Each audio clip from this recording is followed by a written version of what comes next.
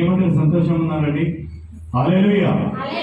దేవుని యొక్క సన్నిధిలో మనం చేరుతా ఉంటున్నామంటే ఎక్కడ లేని సంతోషం కదా. ఎందుకంటే ఒక సృష్టికర్త ఒక సహవాసంలో మనం అందరం చేరుతా ఉంటున్నామంటే మనము ఎక్కడికైనా చూడండి, శుభకార్యానికి ఎక్కడికైనా వెళ్ళినట్లయితే ఎంత సంతోషం కదా. ఎవరైనా శుభకార్యానికి మనల్ని పిలిచారనుకోండి, మనం ఇట్లా మకం పెట్టుకొని పోతే పిలిచిన వారం కనుకుంటారు ఎందుకు పిలిచామా అని కదా. ఏది ఏమైనాను మనము ఒక మనుషుల ఆలోచననే మనం ఎంతగా ధ్యానిస్తా ఉంటే ఒక సృష్టికర్త ఆయన ఒక సన్నిధిలో గడిచిన ఒక వారం దినం క్షణం నుంచి ఇప్పుడన్నా అన్నగారు ఒక ప్రేయర్ పాయింట్ ప్రేయర్ చేశాము. ఏదేమైనానో అది దేవుని చిత్తము కదా. ఒక మనిషి ఆరోగ్యంగా ఉండాలన్నా లేకపోతే ఎలా ఉన్నా దేవుని ఒక చిత్తం. ఈరోజు మనం ఇక్కడ చక్కగా వచ్చామంటే అది మన ఒక బలం కాదండి. మనం అనుకోవచ్చు నేను రోజు డైట్ చేస్తా, ఇన్ని కిలోమీటర్లు నడుస్తా, ఇలా ఉంటున్నది నా ఆరోగ్యం అనేది కాకుండా ఇది దేవుని యొక్క కృప మాత్రమే. ఎన్ని మంది నమ్ముతారో హల్లెలూయా చెప్పండి. హల్లెలూయా, హల్లెలూయా. ఈరోజు వాక్య భాగము రోమీయులకు రాసిన పత్రిక 5వ అధ్యాయము 8వ వచనం. రోమీయులకు రాసిన పత్రిక 5వ అధ్యాయము 8వ వచనం. Book of Romans 5th chapter 8th verse. తీసిన వారు చదివి సహకరించండి. అయితే దేవుడు మన ఎడల తన ప్రేమను వెల్లడిపరుచుచున్నాడు. ఎవరు ఆయన ఒక ప్రేమను వెల్లబడిస్తా ఉంటున్నాడండి. మన ఎడల తన ప్రేమను ఎట్లనగా మనం ఇంకను హల్లెలూయా, హల్లెలూయా. ఎంత గొప్ప మాట చూడండి ప్రియమైన సోదరి సోదరా. ఇప్పుడు కాలంలో ఒక కప్పు టీ రాపనికే నలుగురు మౌమాటంగా చూసే వారిలో మన యొక్క పాపాల గురించి, మన యొక్క అతిక్రమాల కొరకై, మన యొక్క ఆయాసకరమైన క్రియల కొరకై మనకంటే ఎప్పుడో దేవుడు ఆ ఒక విలువ చెల్లించినట్టు చూడండి. మనం ఈరోజు ఒక హోటల్కి వెళ్ళాలనుకోండి. హోటల్కి వెళ్ళాలంటే ఫస్ట్ మనం ఏం చూసుకుంటామండి, మన ఒక పాకెట్స్ ఎంత ఉన్నాయి, ఎంత ఉంటే మనం ఏం తినగలం అనేది ఆలోచన చేస్తా ఉంటే సడన్ గా ఒక అతను దారిలో కనపడి, బాబు ఆ హోటల్కి వెళ్తే నువ్వు ఏమన్నా తినో నేను ఆడ పే చేసి వచ్చాను అనుకోండి, మనకు 2 కడుపులు వస్తాయి కదా. ఒకటి విజయవాడ నుంచి పోయిన వాళ్ళము ఒక ఎక్స్ట్రా ఐటమ్. ఇక్కడ ఇంకా దేవుడు మనల్ని ఎలా ప్రేమిస్తా ఉంటున్నాడు, ఆయన ఒక ప్రేమ మన పట్ల చూపేనికి ఏం చేశాడంట, ఆయన మన కొరకై ఏం చేశాడంట అండి, ఆయన ఒక ప్రాణాన్ని పెట్టినట్టు, ఆయన ఒక పరిశుద్ధ రక్తం ద్వారా మనల్ని కొన్నట్టు మనము ఇక్కడ లేఖనాల్లో చూస్తా ఉంటే ఎంత గొప్ప దేవుడు అనేది మనం తెలుసుకోవాల్సి వస్తుంది.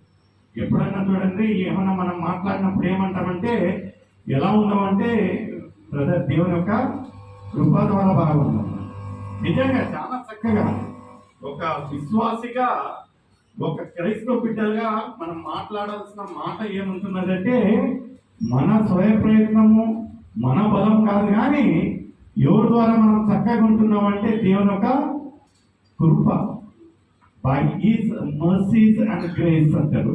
నిజంగా ప్రియమైన సోదరి సోదరుడా, మన రోజున ఒక సహోదరి గ్రేస్ అంటే కృప గురించి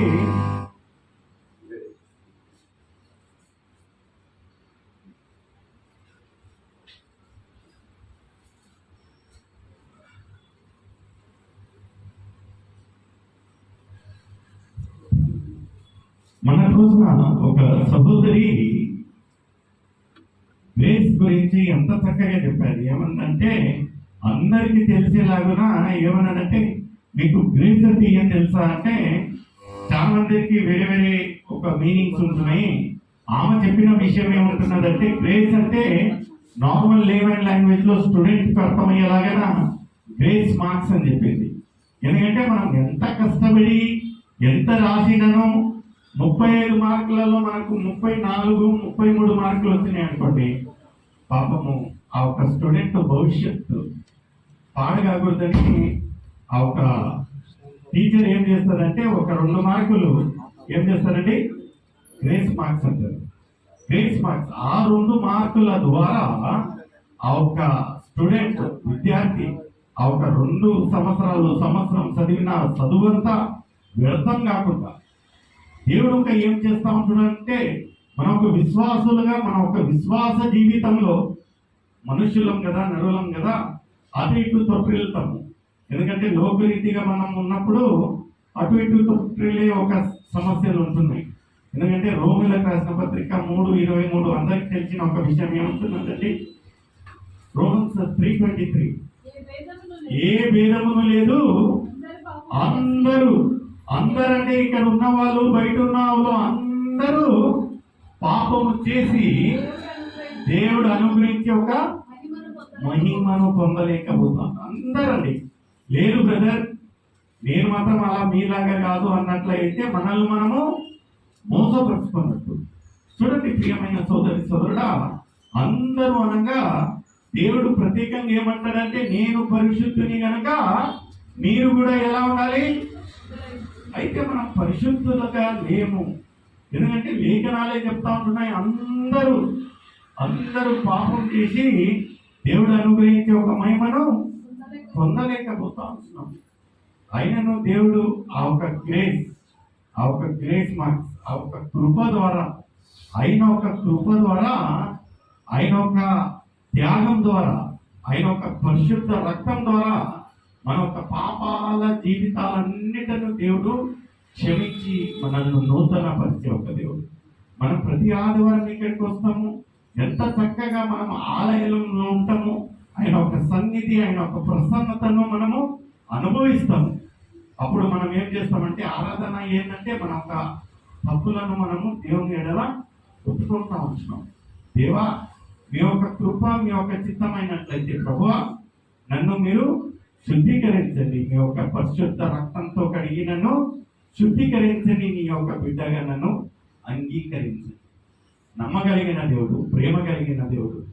మనం అడగంగానే ఎంత తప్పు చేసినాను ప్రియమైన సోదరుడా, ఎంత ప్రేమించే దేవుడు అంటే ఒక్కొక్కసారి తల్లిదండ్రులన్నా కోపగించుకుంటారు, ఒక్కొక్కసారి టీచర్లు లేకపోతే పాస్టర్లన్నా కోపగించుకుంటారు మనం చేసే ఒక అతిక్రమాలు. అయితే నిజంగా దేవుడు ఎందుకు ఇంతగా మనల్ని ప్రేమిస్తూ ఉంటాడు ఆయనకు తెలుసు మనం చేసిన ప్రతి ఒక్క క్రియ ఆయనకు తెలిసే ఉంటున్నది. ఆయన ఏం తెలియటట్టే ఉంటాడు. మనం ప్రతి ఆదివారం ఎంత చక్కగా వస్తాం, ఏం జరగనట్టు ఆ రోజులు ఏం చేశామనేది మనకంతా తెలుసు. ఆయనను మనం ఎంత చక్కగా దేవుని యొక్క సన్నిధిలో ఏం తెలియనట్టు పరిశుద్ధులుగా వస్తాం. నేను ఎవరిని విమర్శించడం అంటే మానవులుగా నాతో పాటు, ఎందుకంటే నెలరిప్పులం కనుక లోకంగా ఉంటున్నాము. ప్రతిరోజు ఏదో ఒక్క రీతిగా మనము దేవుడికి ఆయాసకరమైన క్రియలు ఎన్నో చేస్తాం. ఆయనను దేవుడు పదే మనకు నూతన పరిచయానికి ఇలాంటి ఒక సహవాసం పెడతా ఉంటున్నాడు. నిజంగా ఒక్కొక్కసారి అనుకుంటూ మనం ఎందుకు గుడికి ఎందుకు వెళ్ళాలి, అక్కడనే ఎందుకు ఉండాలి, అక్కడనే ఎందుకు ప్రార్థించాలి, ఇలాంటి ఒక సహవాసం ఎందుకు. మన రోజున కరోనా టైంలో మనం లేమా 2 సంవత్సరాలు ఇంట్లో ఆన్లైన్ మనము ఆరాధన జరుపుకోలేదా? అప్పుడు పరిస్థితి అలా ఉన్నదండి. ఎప్పుడు మీకు అవకాశం ఉంటున్నదో అప్పుడు దేవుని యొక్క సన్నిధిలో వచ్చి ఆయన ఒక ప్రసన్నత. ఎందుకంటే దేవుడు ఏమంటా ఉంటున్నాడంటే 2-3 నా నామమున ఏమి కోరుదురో దేవుడు వాళ్ళకు అనుగ్రహిస్తుంది. 2-3 కోరినప్పుడు ఏక మనస్సుతో కోరినప్పుడు నిజంగా ప్రియమైన సోదరుల సహవాసం అనేది ఎంతో గొప్ప సంగతి. మనం సహవాసంలో ఉండాలా, దేవుని ఒక సన్నిధిలో కొనియాలి. ఎందుకంటే ఇక్కడ ఏమంటా ఉంటున్నాడంటే ఆయన ఒక ప్రేమను ఎలా వెలపరిచాడు మనకు అంటే మనం చేసిన అతిక్రమాలు మన కొరకై మనకంటే ముందుగానే ఆయన ఏం చేశాడట, ఆ ఒక విలను చెల్లించాడు. ఎంత గొప్ప సంగతి ప్రియమైన సోదరుల. అదే రీతిగా రోమిలకు రాసిన పత్రిక 8వ అధ్యాయము 26వ వచనం చదివి సహకరించండి. అటువలే ఆత్మయు